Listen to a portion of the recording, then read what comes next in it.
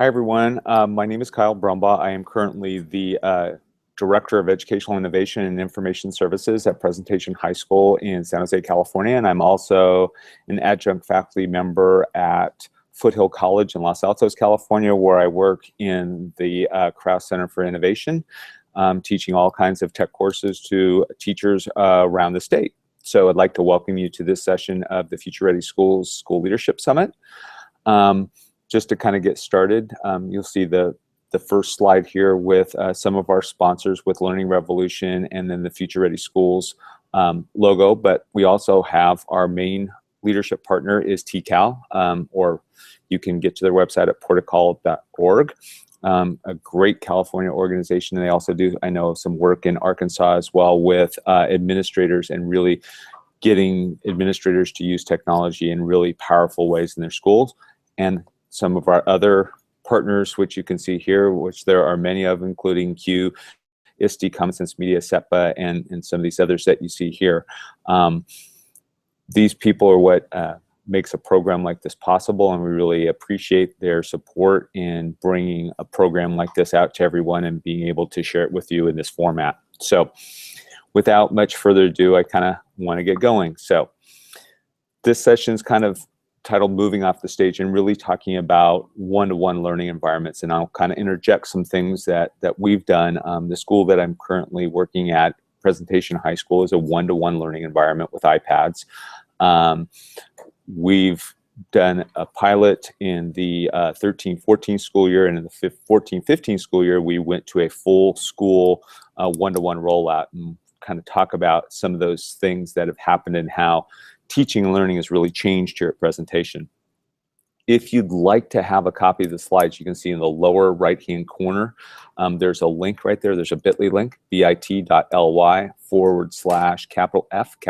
for Future Ready, hyphen, and then the word off stage with off and stage, or the O and the F, both capitalized. You can use that link and get copies of all the slides from this presentation.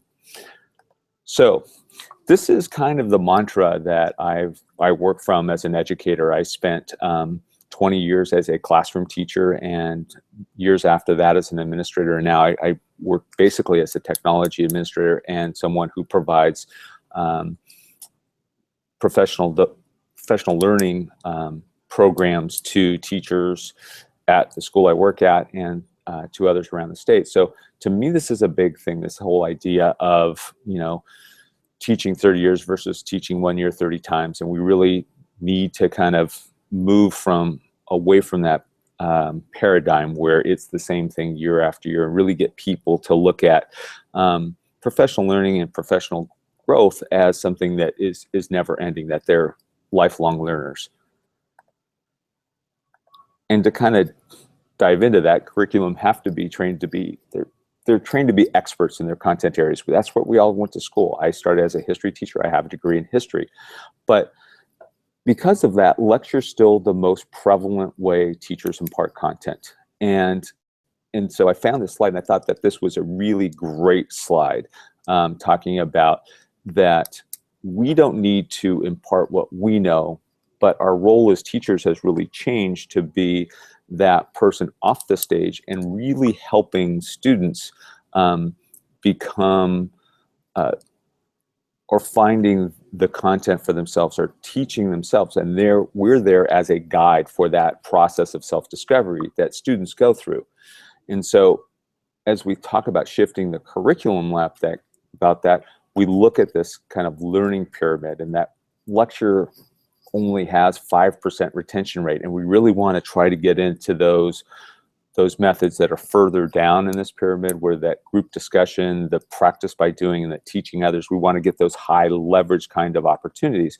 And so because of that, if lecture is only 5% effective, why do we still lecture? And then really, why do we still lecture to K-12 students? Because they probably benefit even more from group discussion and doing things. So we need to kind of find ways that we can move away from that and make it easier. So when I work with teachers, I always ask why twice. Why are you still lecturing? And these are some of the responses. It's the easiest thing to do. If I'm not prepared, I know the content because I learned the content and I can lecture. It's less preparation for them. It's the way they were taught. And if it was good enough for me, of course, it's going to be good enough for my students as well. People I've talked to says there's no documented effectiveness in other models. And sometimes you do have to maybe bring out some of the other models and the effectiveness that has been shown in other models. And they don't want to lose positional status within the classroom. Specifically working with technology and working with teachers and integrating technology, one of the things that really becomes an issue for them is that most teachers never want to be seen as less than competent. So we really want to work, or we work with teachers in our setting to find ways where they can be successful, that they have success, right? And then we build upon that success. There's another session that I'm going to be doing later on this afternoon that really talks about professional learning and the process of professional learning and how to roll it out to a school. But we need to kind of work with teachers to get away from that and to give them success right away. And then some people say, well, technology doesn't make teaching easier. It may make learning easier, but it doesn't make teaching easier. And that is definitely true.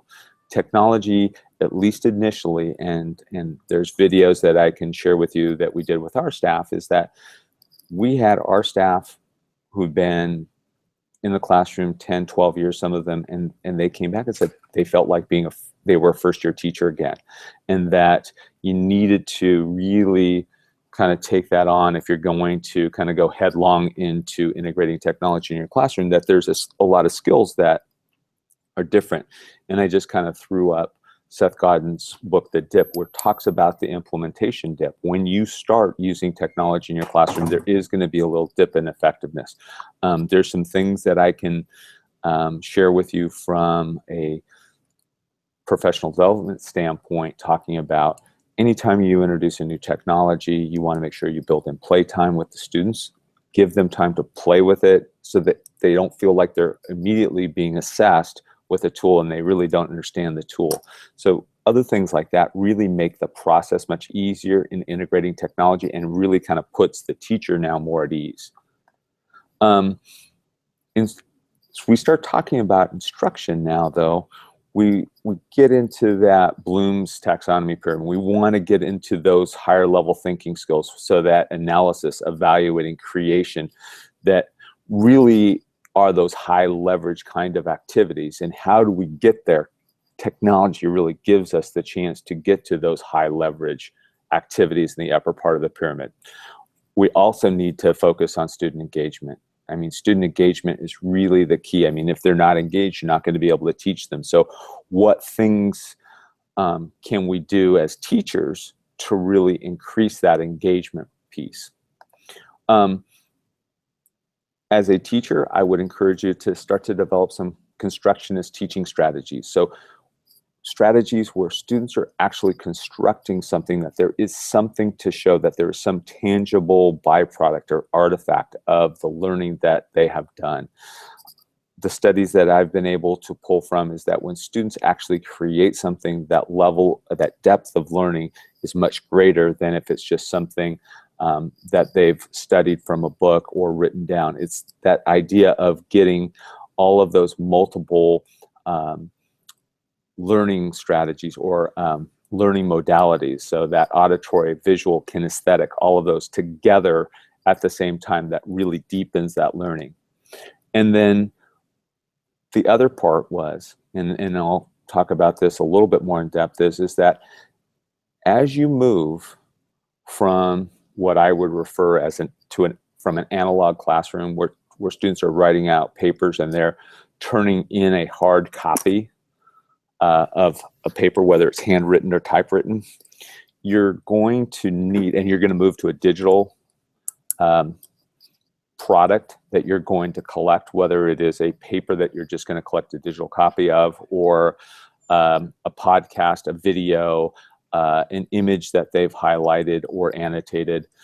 You need to start to develop some processes for external review or for feedback, and we're going to talk about some of those later on in this presentation, but those are really critical. when we started our one-to-one pilot here at Presentation, my first goal was to get those first 4 teachers that we worked with, get them off the stage, which is why I titled this presentation what I did. And they did that, and they came back after a month and they said, Kyle, we're dead tired. We can't do this anymore. I said, but you're off the stage. You're not doing the stand and deliver anymore. And they said, yeah, we're not. But the kids are creating so much content. We don't have the time to correct and deal with all the content that the kids are creating.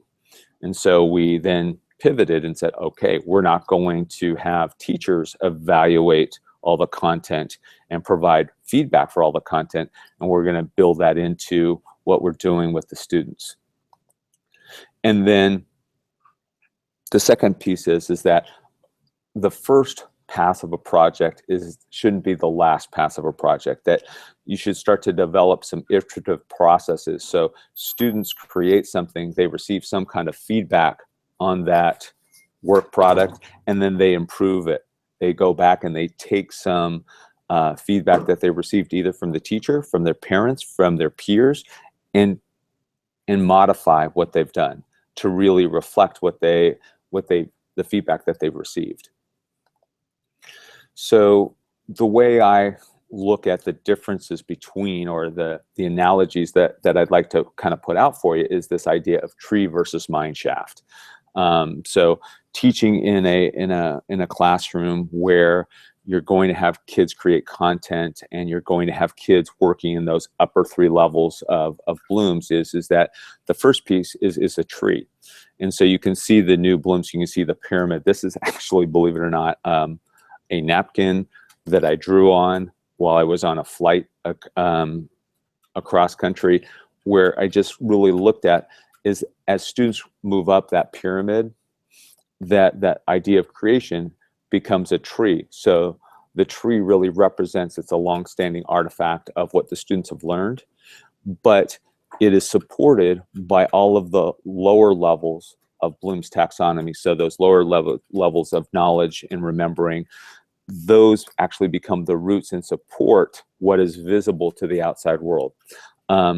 Because of this, students construct their own learning, and much like a tree, if there's a rock in the soil, they're going to adapt, and that root is going to move around that rock. Students do the same thing. They will find ways to adapt so that they get the depth of learning that they need in order to support the tree that's above the surface. On the other hand, you have the mineshaft. So there's no artifact. Learning happens in isolation. There's only one way in and one way out of the mineshaft. The kids go in, they find the ore or whatever it is in the mineshaft, they dig it up, they take it, they bring it back out, and they present it to the teacher. The students only hold that knowledge or that learning for as long as it takes to give it back to the teacher. So they sit in class, give me the information, I'll take it in, I'll keep it as long as I need to, I'll give it back to you at the time of assessment, and that's it. I'm not going to remember it after that. So the other piece with the mineshaft is that there's an ore, there is some byproduct, there is one right answer, which in versus the tree is that there could be multiple right answers or multiple perspectives to get to the same point. So that's really kind of the point that I want to make here with this difference between a tree and a mineshaft. And we know this, and we know that these types of learning activities work. This goes all the way back to 1987, talking about undergraduate students in college, but encouraging student-faculty contact, but the cooperation, active learning, prompt feedback, emphasizing time on task, which is your engagement piece, communicating high expectations, and then talking about diverse talents, but basically looking at students as individuals, and that students learn in different ways. You know, I felt like, you know, we know this as educators. We've known this for a long time. We've known what works. I just think we now need to get to the point where we really put this in practice and really get these ideas out to our kids. So I mentioned the idea of constructionism, and really it's this process where kids have an experience, they reflect, they make it work in their own mind, and then they experiment with how they've put it together in their own mind, and then they push it back out, and they experiment with it, and they plan with it, and they try things out, what they've learned, to see if they actually work. So one of the great ways to do this is through creation of content. That could be some kind of audio or narration that they do based upon work that they've done in your class. It could be some kind of annotated image. One of the tools that's available, free tool that's available to all educators, that's called ThingLink, I think is a great tool where a student could take a picture, or they could pull a picture from the National Archives, and you can put little hotspots on that picture that will then link to other web-based resources that will illustrate what they've learned and what they feel they have learned that's part of that image. So thinking about maybe an image from the Civil War, and that there's a dot maybe on a picture of President Lincoln. So President Lincoln biography. It could be a short YouTube video of President Lincoln, but it shows the way that students are putting together the information in their own mind, how they connect different resources, and how they basically create their own mind map with an image. The other one that's really beneficial is video, and I know a lot of people get scared of video and doing video, and when we started with our teachers in the pilot program here, they tried video and they were really scared about video. There's a few things that I'll kind of lay out for video right now. First of all video that students create and that you create for students, if you're a teacher and you want to do screencasts to present material, it should be really short. Student videos or videos that students create, I tell teachers to put a limit of 1 minute or 2 minutes, and the max should be 2 minutes. If they can't get it done in 2 minutes, then you may want to break it up into assignments, but I think that constraint of 2 minutes really forces kids to make some judgments about what to put in and what not to put in. So I think that's very powerful. It also forces them to learn the content much more deeply, so they're not just really in that superficial level of content. Because they make a video, it's a personal creation. It's something that comes from them. And that it also now documents their process. The process that they went through in looking at the graphic on the right-hand side is that they've now gone through this piece of abstraction, and now they're into active experimentation, and they now create a concrete experience for the teacher or for someone else. So it's really important to go through that process with the students and have them go through it. And the last piece is that, going back to the tree, is that it becomes an artifact of student learning that you can now, or a student can now, take that artifact and place it in a portfolio or place it someplace else to document the learning that they went through in order to learn that content. So now the last piece really now becomes assessment. And how are you going to assess student work? As I mentioned just a few minutes ago, assessment's really important, but the teachers were telling me, gosh, Kyle, wow, we can't handle this. We just have so much work that we need to correct. We can't correct it all. We're just getting hammered by all this work. So the first thing I think with any kind of work that students create is that you need to develop audience, and there has to be an audience larger than 2, meaning that any work that students create has to have an audience larger than the student and the teacher. Is that students need to understand from the very beginning that their work is going to be viewed, and in some cases is going to be assessed by their peers.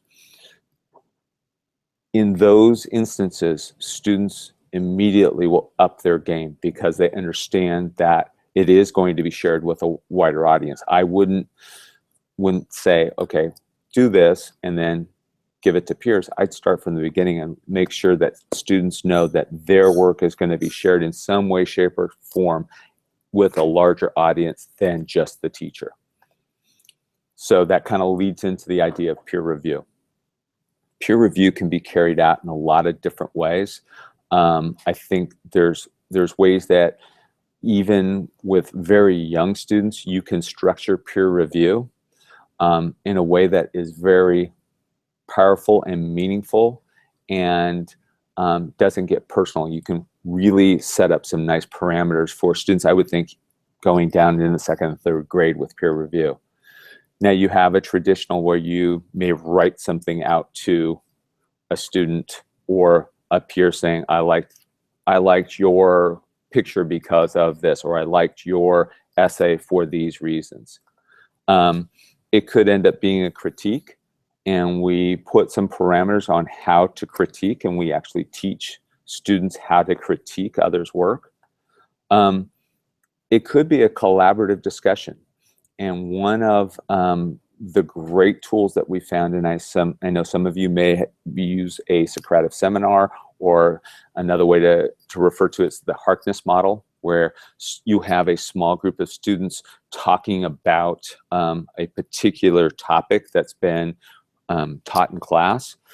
We've taken that Harkness model, or that fishbowl model, and the students in the inner circle are still having that conversation, but the other students who are in the outer circle, who are typically just listening, are now engaged in a conversation, and we will typically use a tool called Today's Meet and project that on the board behind the group in the fishbowl or the group in the center, so they can't see it, but all of the peers in the audience can, and they can respond to each other. So this is another way that a teacher can assess student learning based upon the comments that are made in the basically online chat, and there's a record of it. Today's Meet gives you some very nice features where you can actually go and search and see how many different contributions each individual student made. We did this in a couple of different classes as our first test. In an 85-minute period, we had 370 comments in our Today's Meet from our Socrative seminar. And I said, okay, well, this is a teacher who's pretty savvy in using technology. I want to try it with a teacher who may not be tech savvy. So as an experiment, as a control, what I did was, teacher was going to do a Socrative seminar. I said, can I come in and do X?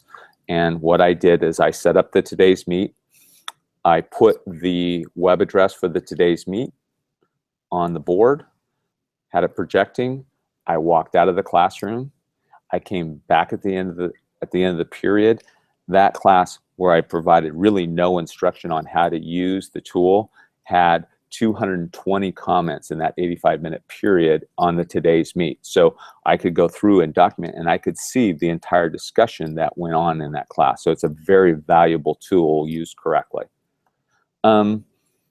So types of peer review. You can document the process using Google Docs. So we actually take written papers, students turn them in, and I don't want to go through the whole process how we do shuffling of papers, but it's fairly simple.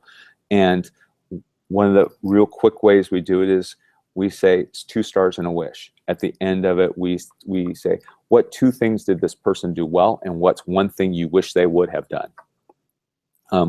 We also do a process using Google Docs where a student will do a peer review of another student's work, and they will put in comments on that paper. The original author then is required to go back and respond to each one of those comments, either by changing the content of their work or by responding saying, I'm not changing it for these reasons. We like Google Docs for this because it allows us to now go through and document that whole process. We do a film festival instead of student presentations. We want kids to create content, but it also cuts down the amount of time that you're going back and forth and switching between different student groups doing presentations.